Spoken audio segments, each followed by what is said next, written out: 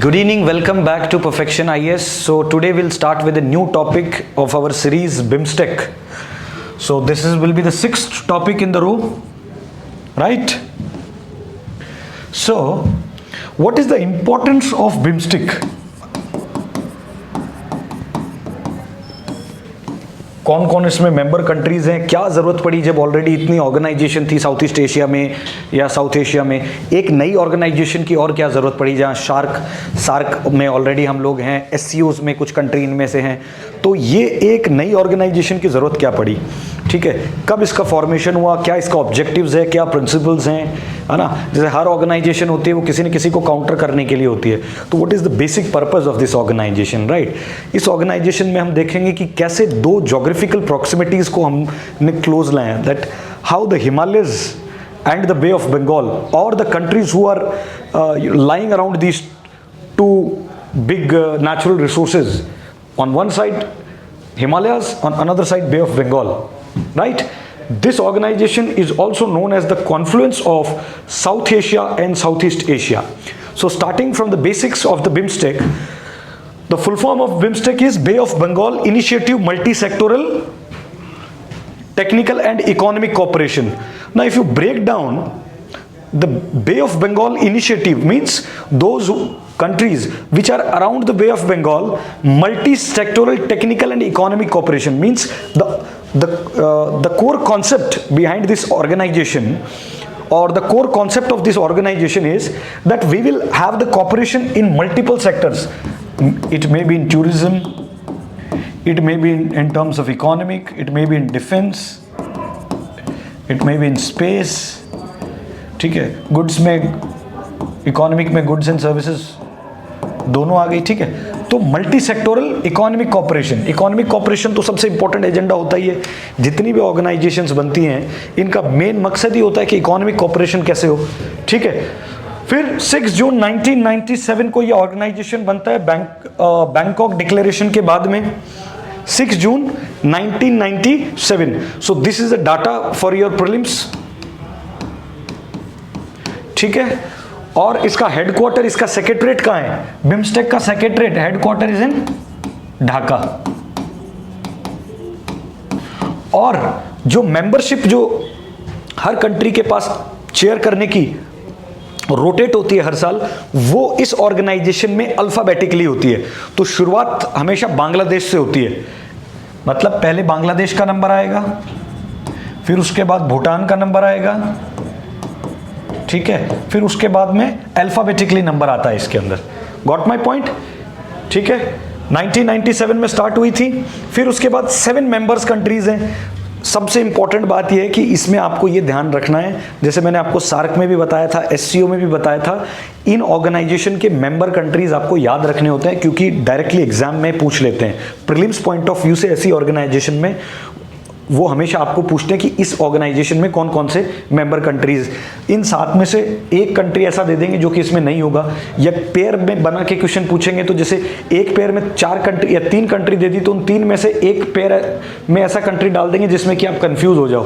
तो आपको बहुत ही इसको वाइजली रिमेंबर करना है, ठीक है। ये इसमें श्रीलंका हो गया, इंडिया मेंबर है, नेपाल मेंबर है, भूटान मेंबर है, बांग्लादेश मेंबर है, थाईलैंड मेंबर है और म्यांमार मेंबर है। तो साउथ एशिया से तो बांग्लादेश हो गया, भूटान हो गया, इंडिया हो गया, नेपाल हो गया और श्रीलंका हो गया। ये हो गए साउथ एशिया से। कौन कौन हो गया, बांग्लादेश, भूटान, इंडिया, नेपाल, श्रीलंका। इसको आप शॉर्ट फॉर्म भी लिख सकते हैं, BBINS, बिम्स, राइट,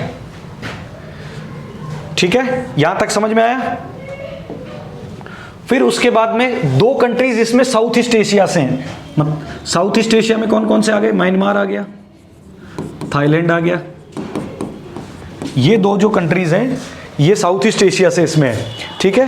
फिर उसके बाद में हम देखते हैं, मैं आपको ऑलरेडी बताया कि ये जो ऑर्गेनाइजेशन है इसने 2 नेचुरल रिसोर्सेज को कनेक्ट किया है।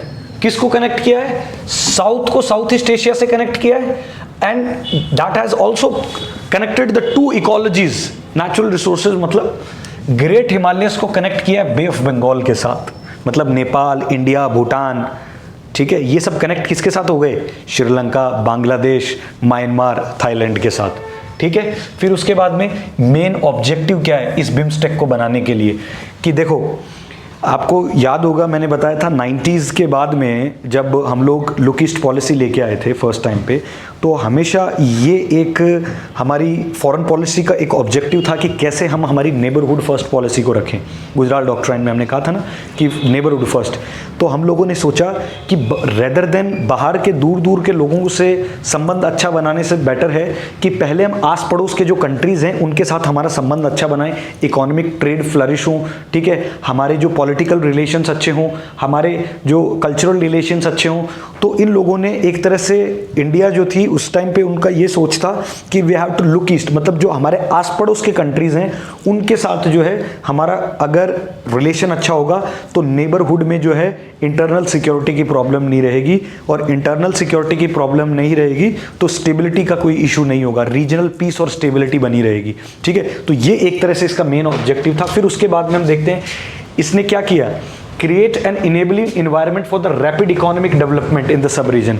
जब स्टेबिलिटी होगी, आपस में कंट्रीज के संबंध सबके अच्छे होंगे तो ऑटोमेटिकली इकोनॉमिक डेवलपमेंट बढ़ेगा। ठीक है, encouraging the spirit of equality and partnership. जब आप सबको परस्पर एक पटल पर अगर सब आपको रिस्पेक्ट दोगे, मतलब आप किसी को सबॉर्डिनेट फील नहीं करवाओगे कि this country is junior to us in terms of economic size और दिस कंट्री इज इंफीरियर, और ये तो मतलब अगर आप सबको रिस्पेक्ट दोगे, म्यूचुअली रिस्पेक्ट दोगे, तो obviously if you treat with them equally in a good sense of partnership, तो your relation will be prosperous. ठीक है, फिर promoting active collaboration in mutual assistance in the area of common interest of the member countries. Common interest वही हो गया, economic interest हो गया, scientific interest हो गया। ठीक है, हर जो मल्टी सेक्टोरल डायमेंशंस में आप यूपीएससी में पढ़ते हो उस तरह के जितने भी कॉमन इंटरेस्ट होते हैं, you will help out with this organization. Accelerating support each other in the field of education, science and technology। जैसे हम लोग जो है बांग्लादेश के कुछ बच्चों को हम स्कॉलरशिप देते हैं, श्रीलंकन बच्चों को स्कॉलरशिप देते हैं, म्यांमार, भूटान की तो जो सिविल सर्विसेज में जो लोग सेलेक्ट होते हैं वो हमारे यहाँ लबासना में भी आते हैं ट्रेनिंग करने के लिए।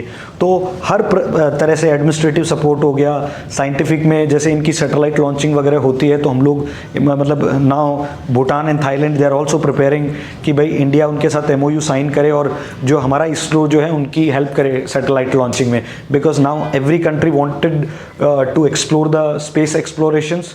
ठीक है, अब इन लोगों के पास इतनी बड़ी इकोनॉमी नहीं है, इतना बड़ा सिस्टम नहीं है, इतना बड़ा सेटअप नहीं है कि ये खुद से कर पाएं, लेकिन India if help them to launch in the space, तो इनका जो इंडिया के प्रति नज़रिया है पॉजिटिव वे में चेंज होगा, they will help and automatically that will help in to counter the China, right?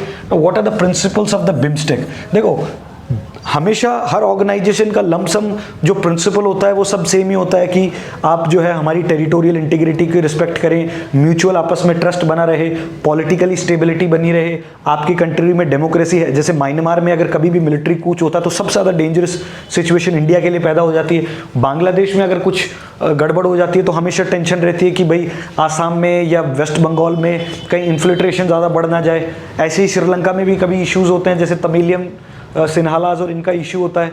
तो सबसे ज़्यादा जो खतरा होता है वो इंडिया को रहता है, because India is a very big country और हमारे पास बहुत कुछ है लूज़ करने के लिए, इन लोग के पास इतना कुछ है नहीं लूज़ करने के लिए।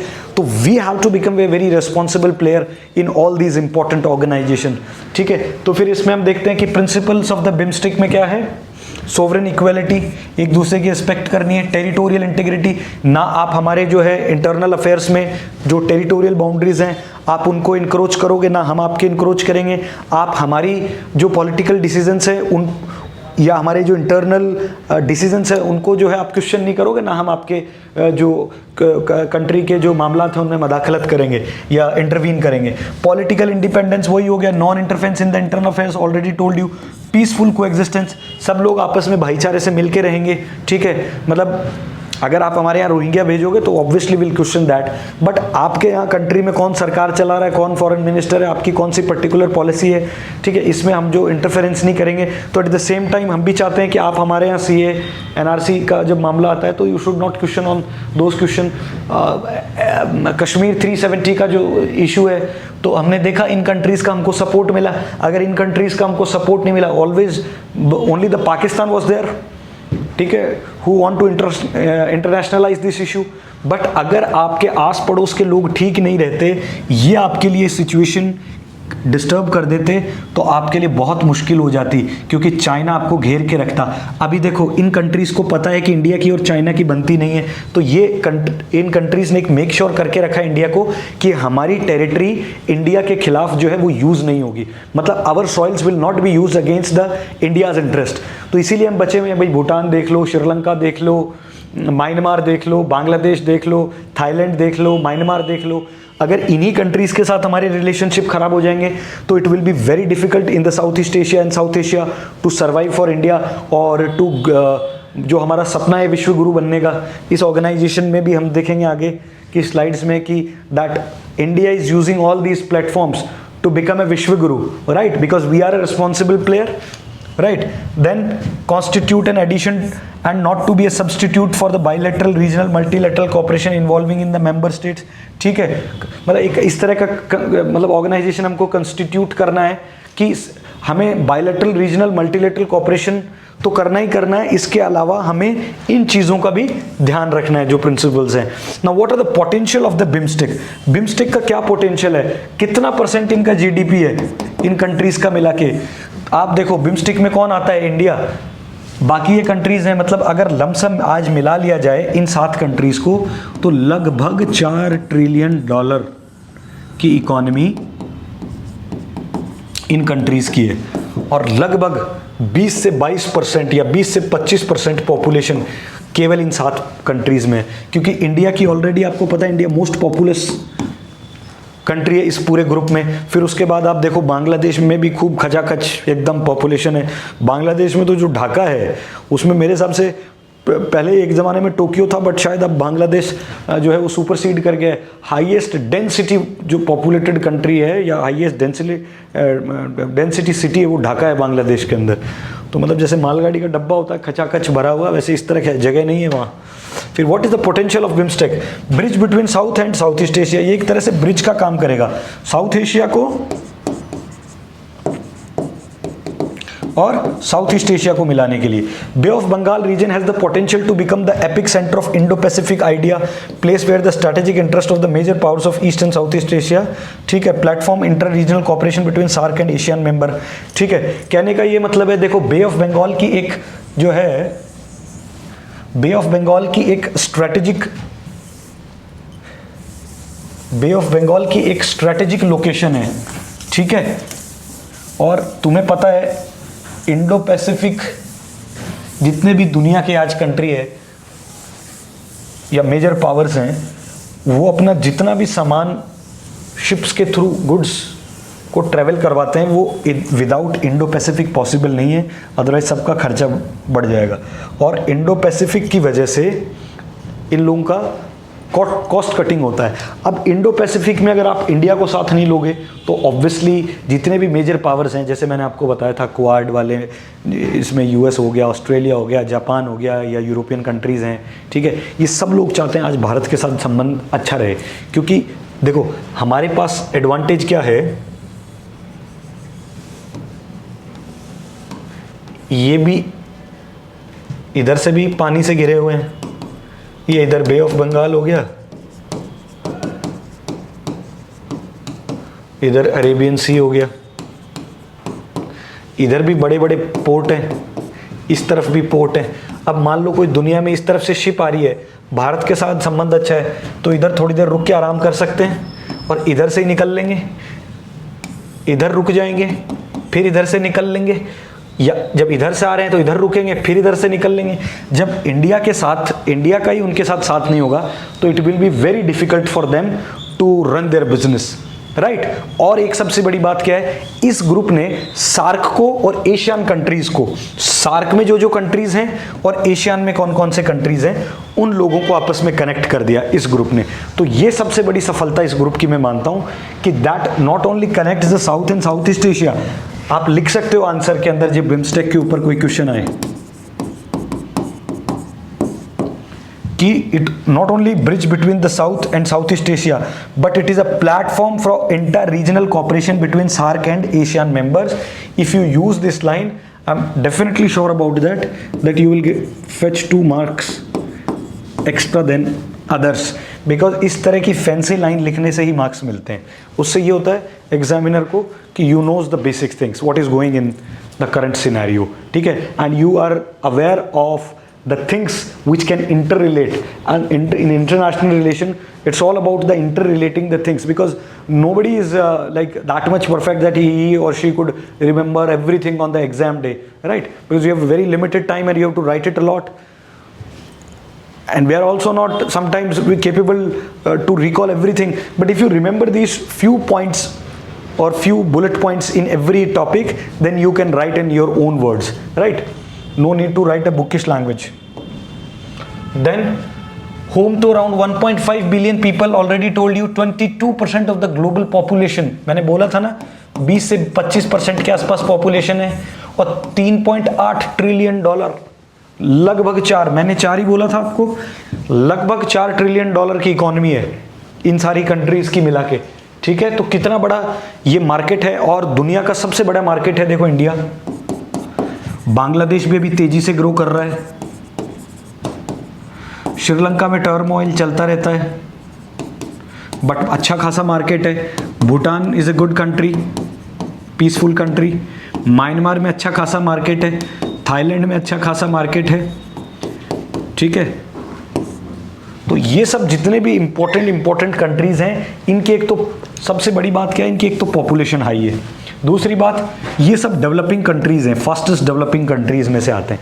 तो ये सारे आपस में मिल जाएंगे तो एक बहुत बड़ी मेजर पावर होगी, और जो बड़े रीजनल जो या ग्लोबल प्लेयर्स हैं उनको आप टक्कर दे सकते हो फिर, ठीक है, अगर आसपास में सब ठीक रहता है। जैसे एक घर में हो, अगर सब भाइयों में आपस में बन रही है, सब ठीक है, तो बाहर वाला फूट नहीं डाल सकता, और भाइयों में जब नहीं बनती है तो कोई भी बाहर वाला आके भी लड़ा देगा, ठीक है। फिर उसके बाद दूसरी सबसे इंपॉर्टेंट बात क्या है, इसी रीजन के अंदर से बड़े बड़े इंफ्रास्ट्रक्चर जो प्रोजेक्ट्स हैं वो अभी होके गुजर रहे हैं। जैसे कालदान मल्टी मॉडल प्रोजेक्ट हो गया, एशियन ट्राइलैटरल हाईवे हो गया, ठीक है, ये जितने भी मेजर प्रोजेक्ट्स हैं ये सारे गुजर रहे हैं। तो अभी देखते हैं the fourth world trade good across bay of Bengal से सबसे ज़्यादा पूरी दुनिया में चौथे नंबर पे जो है सबसे ज़्यादा गुड्स एंड जो सर्विसेज होके गुजरती हैं वो इधर से गुजरती हैं।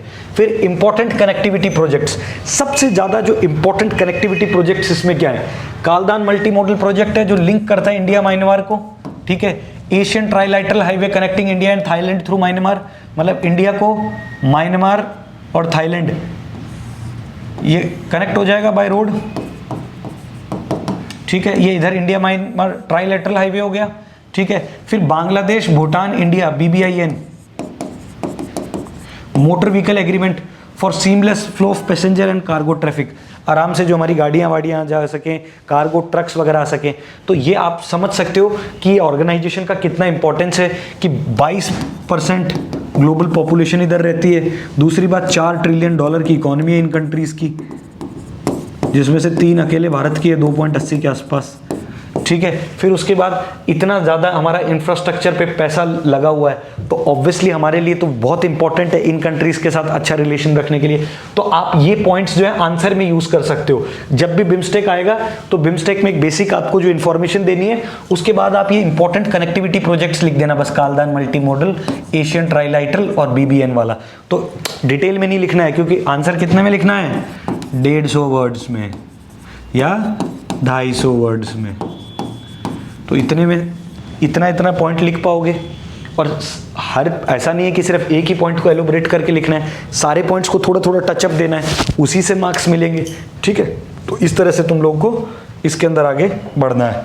फिर उसके बाद हम देखते हैं चेयरमैनशिप। अभी जो करंट चेयरमैनशिप है वो थाईलैंड के पास है, इससे पहले किसके पास थी, श्रीलंका के पास थी, और अभी थाईलैंड के पास है। हर साल होता है मीटिंग इन लोगों का। बांग्लादेश में ढाका के अंदर इनका एक सेक्रेटरीट है, वहाँ पे क्या होता है, हर साल इनकी मीटिंग होती रहती है और जितने भी एम्बेसडर्स हैं हमारे, ये आपस में मिलते रहते हैं ढाका में। जितने भी ढाका के अंदर एम्बेसडर्स बैठते हैं हर कंट्री के, आपस में एजेंडा पे चर्चा करते रहते हैं। और इस मीटिंग में भारत की तरफ से कौन जाता है, हमारा विदेश मंत्री जाता है, प्रधानमंत्री भी जा सकता है, लेकिन ज़्यादातर जो जिम्मेदारी मिलती है वो विदेश मंत्री को मिलती है, मिनिस्ट्री ऑफ एक्सटर्नल अफेयर्स को।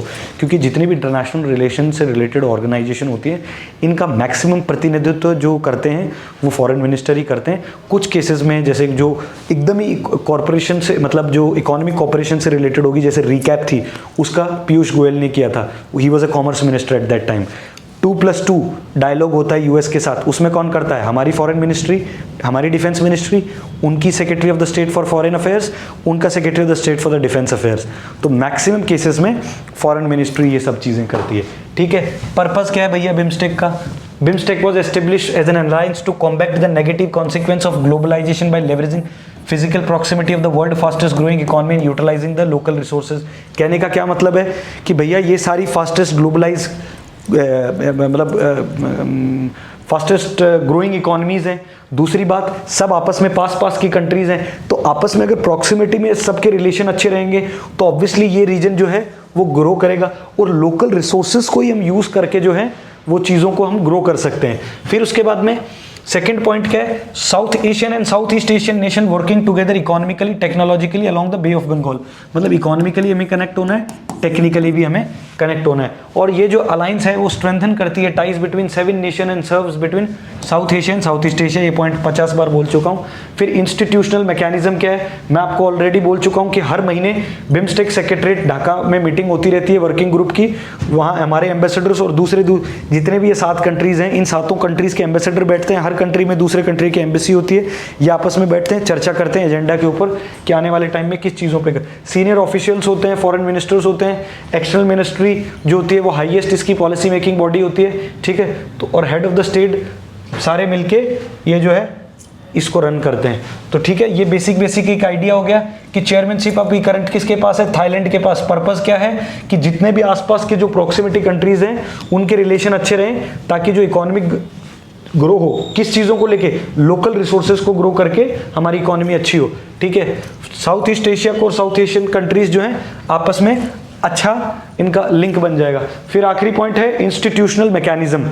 ठीक है, इंस्टीट्यूशनल मैकेनिज्म में बताया मैंने आपको, एम्बेसडर्स ग्रो कर सकते हैं, मतलब एम्बेसडर्स आपस में आके मिलते हैं और जो है बाकी एजेंडा पे चर्चा करते हैं। फिर उसके बाद में हम अगला देखते हैं पॉइंट, द 2 की forms guarantees the private sector active. मतलब ये आपस के कंट्रीज मिलके ये भी तय करते हैं कि भाई हमारी कंट्री में जो है आप एफडी, मतलब आपस में बिजनेसमैन्स को भी बैठाते हैं, मतलब ट्रैक टू डिप्लोमेसी भी करते हैं कि जैसे मान लो एक बिजनेस सबमिट टाइप की कर ली, इस जैसे कहीं मीटिंग हो रही है तो इसमें इंडिया के जितने भी बड़े बड़े बिजनेसमैन हैं, जैसे अभी मोदी जी यूएस गए थे तो हमारे भारत के जितने भी बड़े बड़े जो उद्योगपति थे उनको बुलाया था, उधर से उनके उद्योगपति आए थे। फिर टेस्ला वाले ने, ये जो ओनर है, इसने बोला कि भैया हम जो है आपके यहाँ इन्वेस्टमेंट करेंगे। तो मतलब ये ऑर्गेनाइजेशन जब बोलती हैं तो ये लोग बड़े बड़े बिजनेसमैन को भी बुलाते हैं, क्योंकि पैसा जो भाई ये तो मीटिंग कर सकते हैं सिर्फ, लेकिन इन्वेस्टमेंट तो बिजनेसमैन ही करेगा। तो इस तरह से इसको हम एज अ इकोनॉमिक और बिजनेस फोरम को ग्रो करने के लिए भी यूज़ कर सकते हैं। नाउ अब जो है वो सिग्निफिकेंस क्या है बिम्स्टेक का, इस ऑर्गेनाइजेशन का सिग्निफिकेंस क्या है वो अब हम देखेंगे। Before going into the significance, आपने एक चीज़ नोटिस की होगी कि जितने भी ये इंपॉर्टेंट अभी तक अपन ने क्या क्या पढ़ लिया, अभी तक अपन ने पढ़ा ग्लोबल साउथ,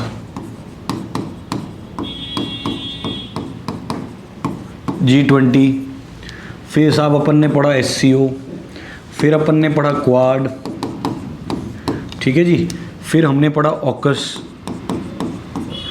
उसके साथ हमने UNFCC, COP27, ठीक है। फिर उसके बाद में हमने कल क्या पढ़ा था, पहला लेक्चर, दूसरा, तीसरा, चौथा, पांचवा और छठा आज ये है बिम्स्टेक, ठीक है। तो ये जितने भी अभी तक लेक्चर हुए हैं, इन लेक्चर्स में आपने एक चीज़ नोटिस की होगी कि जो पॉइंट्स हैं ऑन एन एवरेज, जैसे ऑब्जेक्टिव होता है, सिग्निफिकेंस होता है, वे फॉरवर्ड होता है, कंक्लूजन होता है, लमसम एक जैसी बातें आती हैं, कुछ पॉइंट्स बस अलग होते हैं।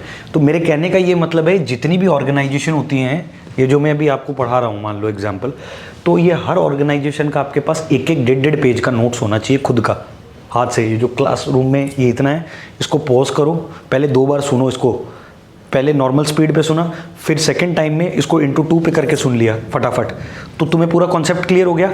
फिर इसको एक बार नॉर्मल पे करके लिख लो, इंपॉर्टेंट, क्योंकि एक बार लिख लिया 1.5 पेज का, फिर उसके बाद न्यूज़पेपर पे गए, कभी तुम्हें लगा कि यार आज एक ना ऑकस से रिलेटेड कुछ आया है, या सार्क से रिलेटेड कुछ आया है, एससीओ से रिलेटेड कुछ आया है, तो उसको जो है आप अपने नोट्स में वैल्यू एडिशन कर दीजिए। डाटा थोड़ा बहुत चेंज होता है ना, बाकी जो कोर ऑब्जेक्टिव्स हैं, प्रिंसिपल हैं, सिग्निफिकेंस है, कंक्लूजन है, वे फॉरवर्ड है, वो तो लमसम सेम ही रहेगा सब में, सिर्फ डाटा और फैक्ट फिगर ही चेंज रहता है। ठीक है, तो उसको आप नोट कर लो और then you put it into your answer. ठीक है, सारा कॉन्सेप्ट आईआर में इसी का ही है। ठीक है, आपके पास मैक्सिमम 2 पेजेस के नोट्स होने चाहिए। Same goes with the governance also, governance में भी सारी चीज़ें सेम ऐसी होती हैं। Same with the ethics also, आपको सिर्फ कीवर्ड्स के आसपास खेलना है। If you know the keywords you can write your 20 questions, 20 question when it comes to UPSC, और आपके 8 क्वेश्चन जो बीपीएससी में आते हो। ठीक है, तो दिस इज ऑल अबाउट।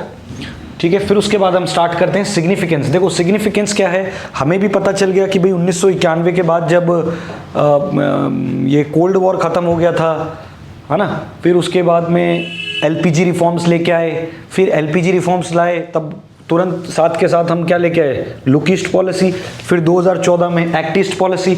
तो हमारे लिए ईस्ट कितना इंपॉर्टेंट है, ये इन ऐसी ऑर्गेनाइजेशन से जुड़ना ही दर्शाता है कि दैट हमारे लिए ये जो ईस्टर्न मार्जिन पे कंट्री है साउथ ईस्ट एशिया में या साउथ एशिया में, ये कितने इंपॉर्टेंट है हमारे लिए। तो ये सबसे बड़ा एक तो इसका सिग्निफिकेंस हो गया। फिर उसके बाद कितना स्ट्रैटेजिकली एडवांटेज है इंडिया इस पोजीशन में, क्योंकि देखो बे ऑफ बंगाल और जो ये ट्रेड होके जाती है बे ऑफ बंगाल और अकेले पैसिफिक ओशन से, ये दुनिया की क्वार्टर यानी कि 25% ट्रेड सिर्फ इधर से होके जाती है। तो आप समझ सकते हो 100 में से अकेला 25% जो ट्रेड है वो इधर से होके जाती है। तो इंडिया का इसमें होना कितना इंपॉर्टेंट है, that you can know this very well.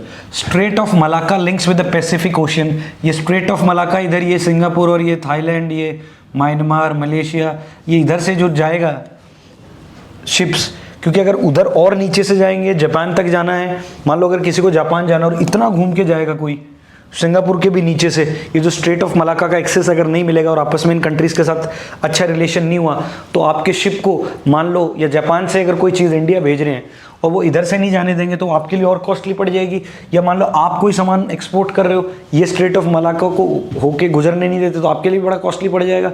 तो कहने का मतलब है इस ऑर्गेनाइजेशन ने बे ऑफ बंगाल को पैसिफिक ओशन के साथ भी जोड़ा है, not only South Asia with South east Asia, but this organization particularly BIMSTEC connected Bay of Bengal to Pacific Ocean, right? Geographically Indonesia, Malaysia, Singapore encircle, ये जो इंडोनेशिया है, मलेशिया है, सिंगापुर है, इन्होंने एनसर्कल किया हुआ है स्ट्रेट ऑफ मलाक्का को।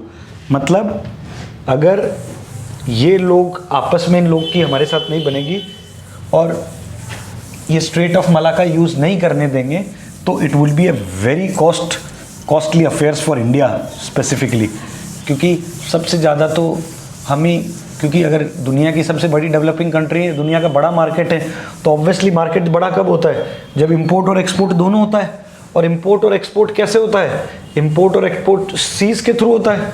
80% जितना भी ट्रेड होता है वो सीज के थ्रू होता है। प्लेन से तो सारा सामान या हैवी मशीनरी ला नहीं सकते। ठीक है, तो कहने का ये मतलब है अगर इन लोगों के साथ अच्छा रिलेशन नहीं रहेगा, इंडोनेशिया, मलेशिया, सिंगापुर, क्योंकि इन लोगों ने एनसर्किल करके रखा है। किसको एनसर्किल करके रखा है इन लोगों ने, स्ट्रेट ऑफ मलाक्का को।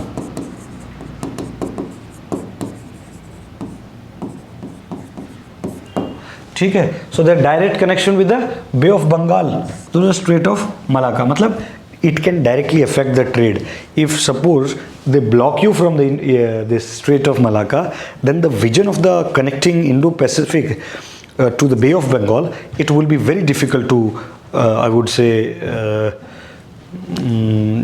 run that affairs or to run their business.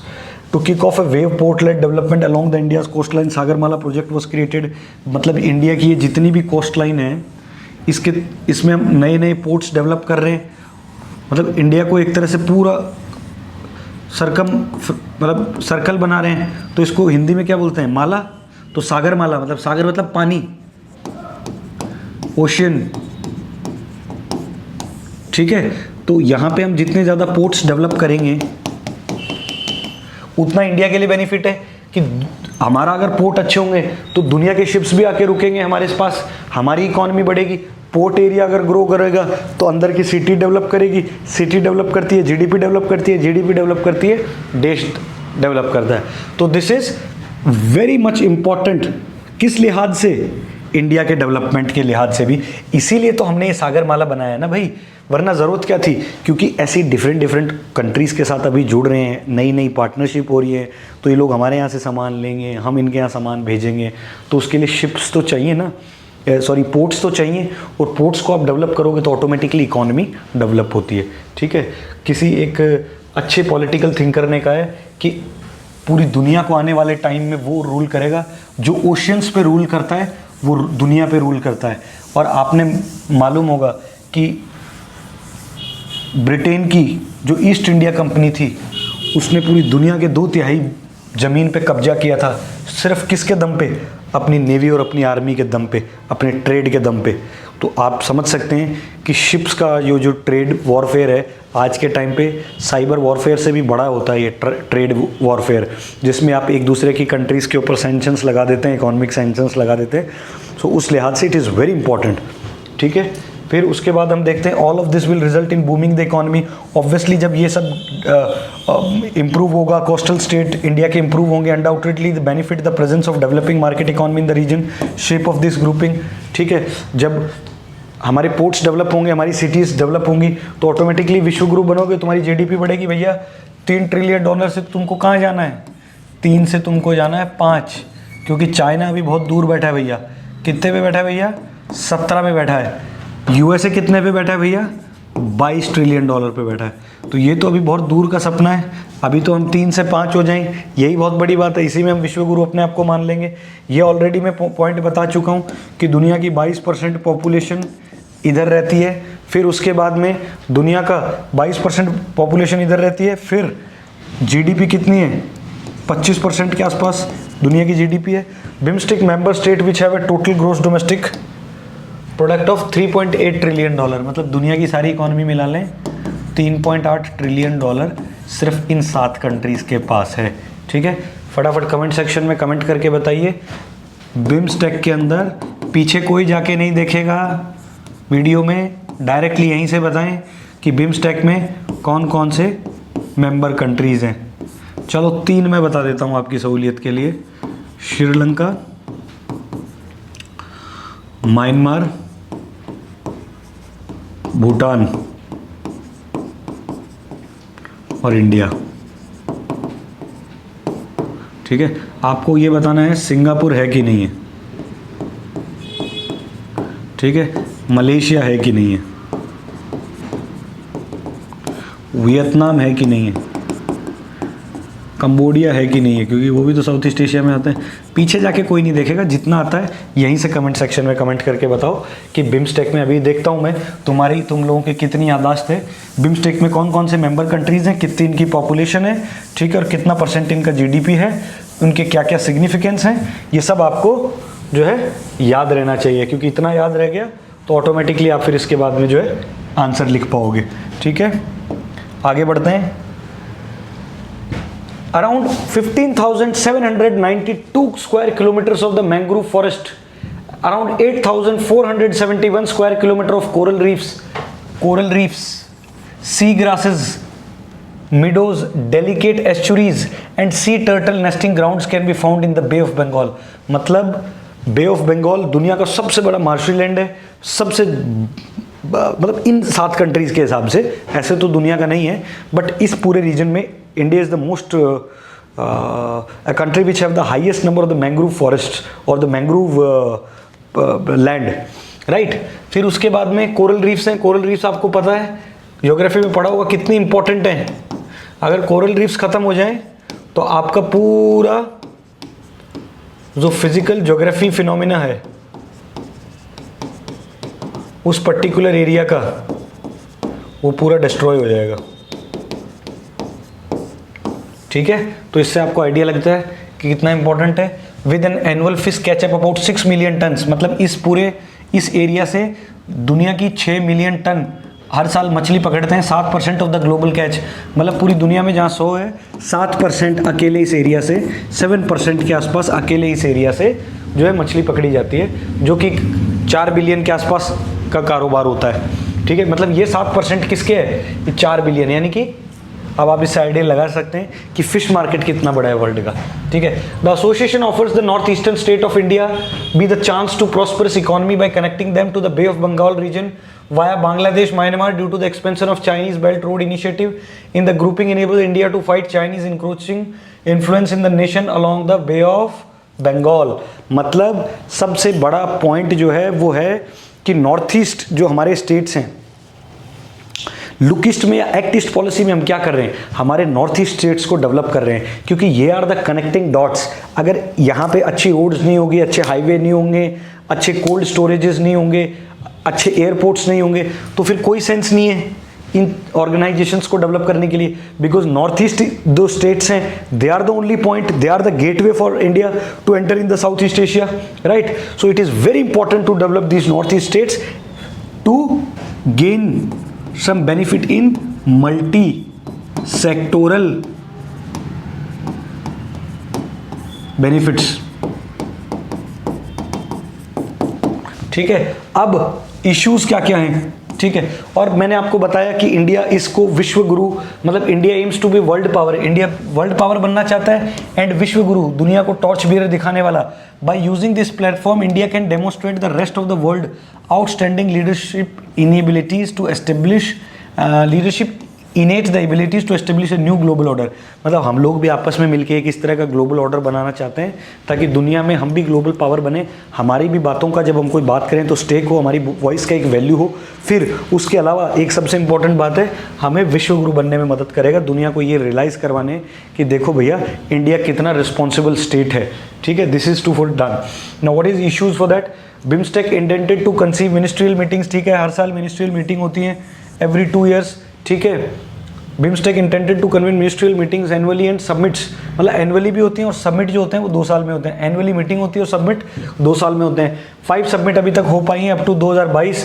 ठीक है, 2022 की चेयर किसके पास है? कमेंट सेक्शन में कमेंट करके बताओ. मैंने स्टार्टिंग में सेकंड स्लाइड में आपको ये बताया था कि इस बार चेयरमैनशिप किसके हाथ में है. चलो, इससे पहले श्रीलंका के पास थी, मैं बता देता हूँ आपको. I make easy for you. Now you tell me अभी किसके पास है. ठीक है, now given the development of relation between Myanmar, Bangladesh, India, Sri Lanka and India, Nepal in the recent years, this has not been the case. ठीक है, disappointingly there is a lack of connectedness in the institution of infrastructure. मतलब ये बड़ा disappointing है कि यहाँ पे जो एक कांटेक्ट होना चाहिए, जो ये कनेक्ट होना चाहिए इन कंट्रीज़ के आसपास या इन कंट्रीज़ के बीच में, वो थोड़ा सा लैक कर रहा है. किस में? इंफ्रास्ट्रक्चर में, एनर्जी में, डिजिटल में, फाइनेंशियल सेक्टर्स में, that connect individuals for travel, trade and cultural exchange. मतलब आपस में इन सब चीज़ों को, चाहे कल्चरल को जोड़ लो, चाहे ट्रेड को जोड़ लो, चाहे हमारे डिजिटल जो प्रोडक्ट्स हैं उनको जोड़ लो. अगर ये सब चीज़ें होंगी, आपस में कनेक्टेड होंगी, तब तो है अच्छा, प्रॉस्पेरस है किसी भी कंट्री को ग्रो करने के लिए. और अगर आप इन्हीं चीज़ों को ग्रो कर, मतलब इन्हीं चीज़ों में आपके MOU साइन नहीं हुए, आपके पास FDI नहीं है, तो फिर कोई सेंस नहीं है इन सबमिट्स को अटेंड करने का, इन मीटिंग्स में जो सेरेमनीज होते हैं उनको अटेंड करने का. मतलब मेजर जो कंसर्न होता है इन ऑर्गेनाइजेशन का, वो सबसे बड़ा यही होता है कि इनको इंफ्रास्ट्रक्चर पे काम करना होता है, अपने रोडवे, रेलवे, एयरपोर्ट के ऊपर कैसे कैसे बड़ी बड़ी फैक्ट्रीज लगाएं, एनर्जी एफिशिएंट कैसे अपने आप को बनाएं, कहाँ से एनर्जी जनरेट करें, सोलर से करें कि कोल से करें कि हाइड्रो से करें कौन सा कन्वेंशनल सोर्स ऑफ एनर्जी रहेगा या कौन नॉन कन्वेंशनल एनर्जी सोर्सेज रहेंगे। फिर डिजिटल प्रोडक्ट को कैसे आगे बढ़ाएं, जैसे हमारे रुपए है, आधार कार्ड है, हमारे बैंक्स हैं, जैसे फॉरेन बैंक्स हैं आके इंडिया में खोलते हैं, तो कैसे हम अपने बैंक्स को जो है इतना स्ट्रॉन्ग बनाएं, इनके अंदर लेस एनपीए हमारे बैंक्स का बनाएं, ताकि हमारे बैंक्स भी अच्छा परफॉर्म कर सकें दूसरे कंट्रीज़ के अंदर जाके, या दूसरे कंट्रीज़ को हेल्प कर सकें। Because that soft loan is a credit in your account, right, it will always pay you more than you deserve. ठीक है, so this is all about. फिर उसके बाद में हम देखेंगे कि despite the implementation of the Asian Development Bank, the master plan for transport connectivity, little progress has been made as for in the Asian development, in the Asian development. ठीक है, फिर ocean governance has been in the high priority. Ocean governance जो है, ocean के अंदर जो governance है वो हाईएस्ट प्रायोरिटी है अभी बिम्स्टेक मेंबर्स की, ताकि ये जो है इस एरिया को फ्री ट्रेड एरिया बना सके।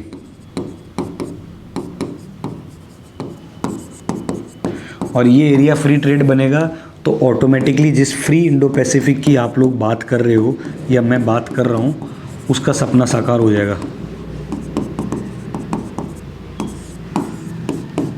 ठीक है, फिर उसके बाद the majority of these member states will have still absolute colonial rules in the place of their regulated areas waters. ठीक है, वो कॉलोनियल रूल्स के टाइम से जो चीज़ें चलती आ रही हैं उसी तरह के रूल्स हैं।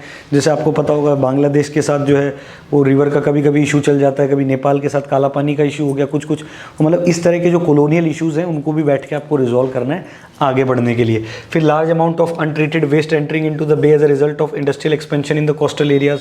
मतलब एक जो बहुत ज़्यादा लार्ज अमाउंट ऑफ जो अनट्रीटेड वेस्ट है, अगर ये इसी तेज़ी से बढ़ता रहा तो ये जो कोस्टल एरियाज़ में जिस डेवलपमेंट की हम बात कर रहे हैं बहुत ही महंगा अफेयर हो जाएगा और कोई भी कंपनी जो है आने वाले टाइम में इन्वेस्टमेंट नहीं करेगी।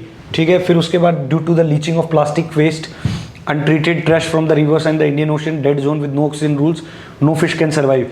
अगर भैया प्लास्टिक ज़्यादा डाल दोगे ओशन के अंदर, अगर ऑक्सीजन की वैल्यू कम हो जाएगी तो आपका जो जैसे बताया था कि भैया $4 बिलियन का आपका जो है फिश का मार्केट है वो कम हो जाएगा पूरी दुनिया में, क्योंकि इंडिया जो है अच्छी खासी इनलैंड फिश उगाता है और ये समुद्री रास्ते से इनके यहाँ भी जो आता है, इनके यहाँ जी की कुछ अच्छी क्वालिटी की फिशेज होती हैं उनको हम कंज्यूम करते हैं। तो ये सारी चीज़ें कब होंगी? ये सारी चीज़ें तब होंगी जब ये इन्वायरमेंट फैक्टर भी इसमें इंपॉर्टेंट है। तो आप ये देख रहे हो ना, किसी भी ऑर्गेनाइजेशन को कंटिन्यू करने के लिए साइंस एंड टेक भी इंपॉर्टेंट है, इन्वायरमेंट भी इंपॉर्टेंट है, उसके साथ आपके सॉफ्ट पावर्स कैसे हैं, कल्चरल रिलेशन कैसे हैं, ये सारी चीज़ें इंपॉर्टेंट होती हैं किसी भी ऑर्गेनाइजेशन में देखने के लिए।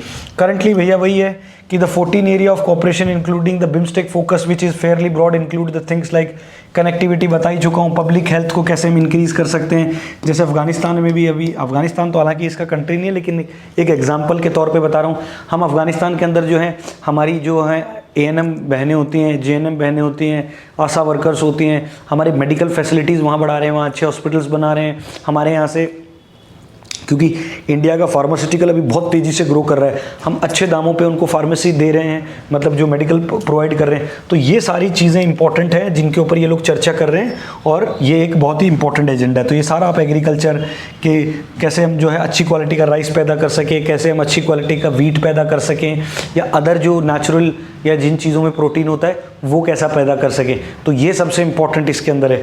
फिर उसके बाद देखते हैं, due to the development of another sub regional initiative the Bangladesh China India Myanmar forum which actively includes China as a participant, more concerns bit raised upon the BIMSTEC unique potential. क्योंकि देखो चाइना की तो आदत है ही, मैंने आपको पहले भी बताया था कि दुनिया में साला कुछ भी कहीं भी हो जाए, इन लोगों को ये लगता है कि भाई ये जो है हम लोग को काउंटर करने के लिए ये ऑर्गेनाइजेशन बनाई है। तो ये लोग बिम्स्टेक को भी यही देख रहे हैं कि भाई इंडिया इन लोगों, क्योंकि China is very closely watching this organization, कि भाई ये कभी क्वाड में जा रहे हैं, ये कभी SCO में भी आ रहे हैं, ये ऑकस को भी सपोर्ट कर रहे हैं, ये रशिया यूक्रेन वॉर में पूरी दुनिया को भी दिखा देते हैं कि देखो हम रशिया का खिलाफ नहीं जाएंगे, भले ही पूरी दुनिया जो है यूक्रेन के साथ दे रही है। तो मतलब ये लोग चाहते क्या हैं, व्हाट इज़ गोइंग ऑन। तो this worries this sort of organization worries to China. ठीक है,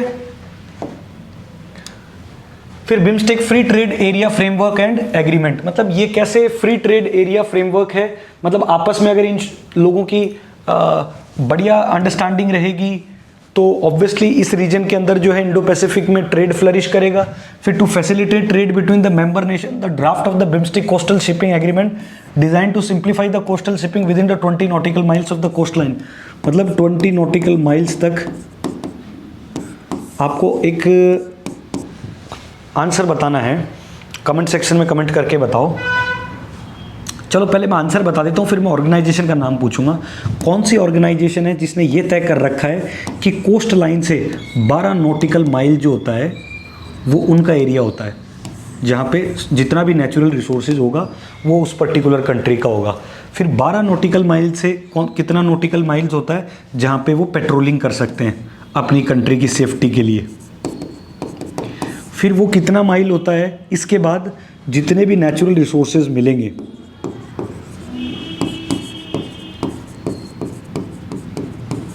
उस पे किसी एक पर्टिकुलर कंट्री का हक नहीं होगा।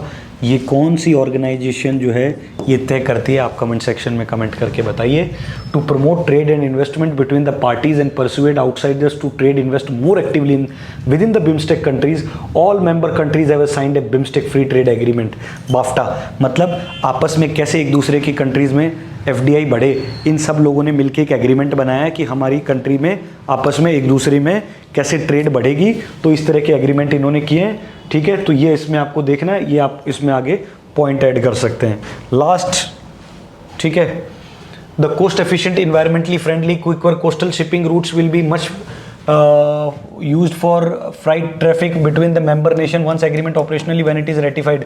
मतलब एक बार जब रेटिफाई हो जाए तो मतलब इस तरह के हमको रास्ते खोजने हैं जो कि हमारे लिए कॉस्ट एफिशिएंट रहें। मतलब ये नहीं कि भाई हमें एग्रीमेंट भी कर लिया फिर वो जो है ज़मीन पे भी नहीं उतर पा रहा है, और फिर हमें इस तरह की जो ऑर्गेनाइजेशंस हैं, मीटिंग्स हैं, इनका कोई फ़ायदा नहीं है कि आप मिल भी रहे हो, चाय पे चर्चा भी हो रही है, फिर भी जो है आपके जो शिप्स हैं वो घूम के जा रहे हैं बहुत सारा लंबा।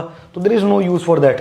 Eight the end of the day will read about the conclusion कि भाई अब इंडिया इसमें अपने आप को कहाँ देखता है, क्या कंक्लूजन है।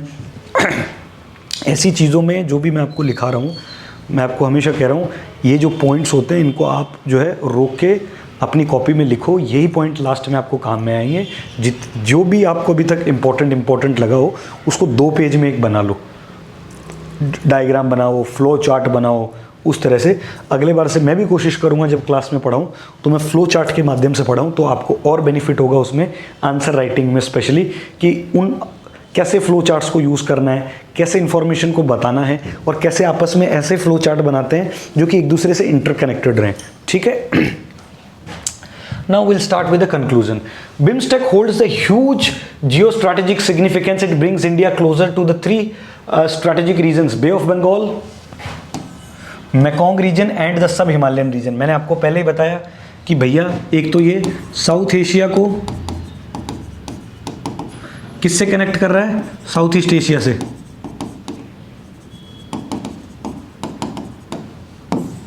ठीक है, फिर उसके बाद में एक ये क्या कर रहा है, बे ऑफ बंगाल को कनेक्ट कर रहा है किसके साथ, हिमालयाज। अभी ये क्या कह रहा है, ये बे ऑफ बंगाल, हिमालय और मेकोंग रीजन को मेकोंग रीजन कौन सा होता है, कमेंट सेक्शन में कमेंट करके बताएं। और जब भी मैं ये पूछता हूं तो आप जानबूझ के उसको सर्च किया करो। उससे होगा क्या, ऑन द स्पॉट जब सर्च करोगे तो वो चीज़ कभी भूलोगे नहीं। और मैं हर चीज़ यहाँ बता दूंगा तो आपका होगा क्या कि आपकी भी आदत ऐसी पड़ जाएगी, यू विल नॉट सर्च। और यूपीएससी और बीपीएससी में एक चीज़ होती है कि आपको हमेशा पैनल, जो इंटरव्यू पैनल होता है, वो भी इस तरह का कैंडिडेट चाहते हैं कि जिसके अंदर जानने की जिज्ञासा हो। तो कुछ चीज़ें आप हमेशा गूगल करके भी देखते रहा करो कि अच्छा ये ऐसा है। कोई वर्ड समझ नहीं आए, कोई कुछ भी जो यूपीएससी से रिलेटेड हो, बीपीएससी से रिलेटेड हो, खुद सर्च कर। उससे होगा आपकी एक हैबिट डेवलप हो जाएगी। कल को जब आप मैदान में भी जाओगे, फील्ड में भी काम करने के लिए जाओगे, किसी को नहीं भी पता है कि ये काम कैसे होगा, तो आप खुद इनिशिएट कर सकते हो। अच्छा यार ये मैं कर देता हूँ, ये यहाँ से देखा, किसी सीनियर से पूछा, कोई और वहाँ पर ऑलरेडी सर्विस करके गया है कि सर मेरे एरिया में ये प्रॉब्लम आ रही है, अच्छा आप उस टाइम पे वहाँ काम करते थे, अभी बताइए इसको मैं कैसे सॉल्व करूँगे। तो ये आपकी हैबिट के अंदर इनकलकेट हो जाएगा। तो इसलिए मैं आपको हमेशा कहता हूँ, जब भी कहता हूँ कि सर्च करो और उस चीज़ को लिख दो फिर वहाँ पर। जैसे मैंने उस दिन कहा था कि लैटिन अमेरिका या लैटिन कंट्रीज़ कौन से होते हैं, इनको लैटिनी क्यों कहा जाता है, तो ये सब चीज़ें सर्च किया करो जाके। ठीक है। फिर उसके बाद देखते हैं 3 factors which shape the formation of any regional organisation, market economy, movement of people across the border, political factor, all of this missing. Instead of trade deficit there is a trust deficit. देखो ये कहना ये चाह रहा है कि कोई भी ऑर्गेनाइजेशन होती है उसके अंदर 3 पैरामीटर्स होते हैं किसी को भी आपस में कनेक्ट करने के लिए। क्या क्या होता है? एक तो उसकी मार्केट इकोनॉमी, फिर उसका movement of the people across the border कि कैसे आपस में लोग आ रहे जा रहे हैं एक दूसरे के, फिर वहाँ का पॉलिटिकल फैक्टर कि पॉलिटिकल विलिंगनेस कितनी है, वेदर दे सपोर्ट डेमोक्रेसी और नॉट, वो वहाँ के इंटरनल अफेयर्स में जो है डिस्टर्बेंस डाल रहे हैं कि नहीं डाल रहे हैं, एक दूसरे को सपोर्ट करते हैं कि नहीं करते हैं अपने खुद के इंटरनल इश्यूज़ के ऊपर। तो ये सारी चीज़ें इंपॉर्टेंट है। लेकिन यहाँ पे ये सब यहाँ पे सिर्फ ट्रेड डेफिसिट जो है वो सिर्फ इशू नहीं है इस ऑर्गेनाइजेशन के लिए, यहाँ पे एक ट्रस्ट डेफिसिट भी है। देखो ट्रेड डेफिसिट को फिर भी आप कम कर सकते हो, लेकिन जहाँ ट्रस्ट नहीं होगा तो वहाँ चीज़ें आगे नहीं बढ़ पाएंगी। जैसे पाकिस्तान के साथ ट्रस्ट डेफिसिट है क्योंकि सुषमा स्वराज क्या कहती थी, talks and terrorism can't go together. इन लोगों से कितना भी बात कर लो, हमने देखा है, इतिहास गवाह है, the history is the evidence of that. इनके साथ कितनी भी बैठक कर लो, कितना भी कुछ भी कर लो, ये तीसरे दिन जाके फिर हमला कर देते हैं पीछे से। तो ये ट्रस्ट डेफिसिट बना हुआ है। तो इस तरह का ट्रस्ट डेफिसिट नहीं बनने दें किसी भी ऑर्गेनाइजेशन में। और अगर ट्रस्ट डेफिसिट नहीं होगा तो ऑटोमेटिकली ट्रेड डेफिसिट जो है नहीं होगा, क्योंकि एक बार ट्रस्ट खुल गया ना तो फिर आप अपनी मार्केट इकोनॉमी उसके लिए खोल दोगे, आप पीपल के लिए जो है बॉर्डर्स ओपन बॉर्डर कर दोगे, जैसे कनाडा यूएस में होता है ओपन बॉर्डर होता है। यूरोप में भी ऐसा ही होता है कि भैया एक कंट्री का यूरोप का ये वीज़ा ले लिया, कोई बंदा किधर भी जाए, इसीलिए ये ग्रो किए ना इतने लोग। तो जिंदगी में ट्रस्ट डेफिसिट जो होता है उसका एक अलग इंपॉर्टेंस है लाइफ में। ये बाकी तो छोटे मोटे हैं, ट्रेड व्रेड ये तो आज है कल नहीं है, आज व्यापार हो गया कल आज हो गया कल नहीं होगा, कल नहीं है परसों हो जाएगा, ठीक है। तो ये सब इंपॉर्टेंट है। फिर there is a need to increase the regional integration cooperation scenario. BIMSTEC should focus on the new area such as blue economy. Digital economy को कैसे बढ़ाया दे। ब्लू इकोनॉमी क्या है? ब्लू इकोनॉमी है जो समुद्री रास्ते से होके जो इकोनॉमी आती है या जो वाटर से इकोनॉमी आती है, एक मिनरल्स को एक्सप्लोर करना, फिशिंग इंडस्ट्री में जाना, ठीक है। जो भी ओशियंस या वाटर से नेचुरल रिसोर्सेज मिलते हैं या ऑक्यूपाई करते हैं हम, उस इकोनॉमी को आगे बढ़ावा देना, ठीक है, उसको कहते हैं ब्लू इकोनॉमी। फिर डिजिटल इकोनॉमी मैंने आपको बताया, जैसे डिजिटल इंडिया को ग्रो करेंगे तभी तो डिजिटल इकोनॉमी बढ़ेगी। आजकल ज़्यादातर जैसे आर्टिफिशियल इंटेलिजेंस बढ़ रहा है कि कैसे हम और चीज़ों को, जैसे गवर्नेंस है उसको भी हमने डिजिटली जोड़ दिया। पहले क्या होता था, लोग कागजी कार्रवाई करते थे, डॉक्यूमेंट्स में ये वो 1000 दिन लग जाते थे, है ना, 2-2 3-3 महीने फाइलें लग जाती थी क्लियरेंस होने के लिए। अभी फटाफट होता है सिंगल विंडो क्लियरेंस, इसी का तो नाम है सिंगल विंडो क्लियरेंस। आरटीआई क्या है? आरटीआई एक तरह से डिजिटल गवर्नेंस ही तो है। आरटीआई एक्ट किसी के बारे में डालते हो आप तो आप फटाफट आपका पास ऑन द रिकॉर्ड भी रहता है आजकल। तो ये इस तरह की चीज़ों को भी आपको यहाँ पे जोड़ना है। फिर उसके बाद building a creative business models, वही है मतलब supply chain business, women and integrating female entrepreneurs आपस में, मतलब ट्रैक टू डिप्लोमेसी करनी है एक तरह से। मतलब ट्रैक टू डिप्लोमेसी करना का मतलब हो गया बिजनेस टू बिजनेस टाइज को बढ़ाना है, पीपल टू पीपल को टाई बढ़ाना है। हमारा जो बॉलीवुड है उनकी मूवी इंडस्ट्री के साथ हमारी मूवी इंडस्ट्री को बढ़ाना है, ठीक है। कल्चरल टू कल्चरल टाइज होनी चाहिए, ठीक है। एंटरप्रेन्योर्स टू एंटरप्रेन्योर्स, वही बिजनेस वाला हो गया, ठीक है। एजुकेशन, उनके हमारे एजुकेशन इंस्टीट्यूट्स उनके बीच में टाइज होना चाहिए। हमारे साइंटिफिक इंस्टीट्यूट्स हैं उनके जो साइंस एंड टेक के इंस्टीट्यूट्स हैं इनका आपस में कोलैबोरेशन होना चाहिए। तो ये सारे जब कोलैबोरेशन होंगे, तभी तो जो चीज़ें हैं वो कंक्लूड हो पाएंगी। तो this is all very important. मैंने आपको बताया कि हर एक चीज़ जो है आपस में इंटीग्रेटेड है, so this is very important, ठीक है। फिर उसके बाद हम देखेंगे लास्ट में, India will need to take the initiative in the mitigating any concerns about the inter organisational power imbalance. देखो इंडिया एक बहुत पावरफुल कंट्री है आज के टाइम पे, इंडिया का वर्ल्ड स्टेक पे बहुत पावर पोजीशन है, इंडिया की एक रेस्पेक्ट है, इंडिया को लोग एक पीसफुल कंट्री मानते हैं। इंडिया को हमेशा लोग चाहते हैं कि वो एक नेगोशिएटर के रूप में रहे जब भी कोई प्रॉब्लम होती है, ठीक है। दुनिया भर में जब भी प्रॉब्लम होती है तो India works as a negotiator. तो इंडिया को यहाँ पे जो अगर कहीं पावर में भी इम्बैलेंस हो रही है तो इंडिया को यहाँ पे भी अपना रोल अदा करना चाहिए with the smaller members to promote greater cross border connectivity, क्योंकि जब क्रॉस बॉर्डर कनेक्टिविटी बढ़ेगी तभी इकोनॉमिक कोऑपरेशन बढ़ेगा। और देखो बिम्स्टेक की फुल फॉर्म ही है, इकोनॉमिक कोऑपरेशन बढ़ाना है ना हमको। सेक्टोरल मतलब हर फील्ड में क्या बढ़ाना है, सेक्टोरल किस चीज़ का इंक्रीज करना है, इकोनॉमिक कॉपरेशन इंक्रीज करना है सेक्टोरल वाइज, चाहे डिफेंस हो, चाहे एग्रीकल्चर हो, चाहे साइंस एंड टेक हो, चाहे स्पेस हो, चाहे गुड्स एंड सर्विसेज वाला हो, मतलब हर चीज़ में, चाहे एजुकेशन फील्ड हो, चाहे हेल्थ सेक्टर हो, मतलब तमाम फील्ड में हमको इनके साथ करना है। Investment by lowering barriers to the movement people goods in order to realise the trade and economic potential, मतलब बैरियर्स भी हटाने हैं, मतलब ये नहीं कि इनके ऊपर टैक्स ज़्यादा लगा दिया या बाकी चीज़ें ज़्यादा लगा दी, आपस में एक दूसरे को कनेक्टेड इन लोगों को रखना है और एक दूसरे की टेरिटोरियल सोवरेनिटी को रिस्पेक्ट करना है, इंटरनल अफेयर्स के अंदर जो है वो इंटरफेयर्स नहीं करना है। So this is all about, ठीक है, आप रिवाइज करते रहिए एंड ठीक है, कंटिन्यू आप लोग जुड़े रहिए, ठीक है, थैंक यू सो मच। और इसको आप जो है इसको 1, 2, 3 बार जितनी बार रिवाइज कर सकते हैं कीजिए, ठीक है। मिलते हैं नेक्स्ट टॉपिक के साथ, till then take care, bye bye.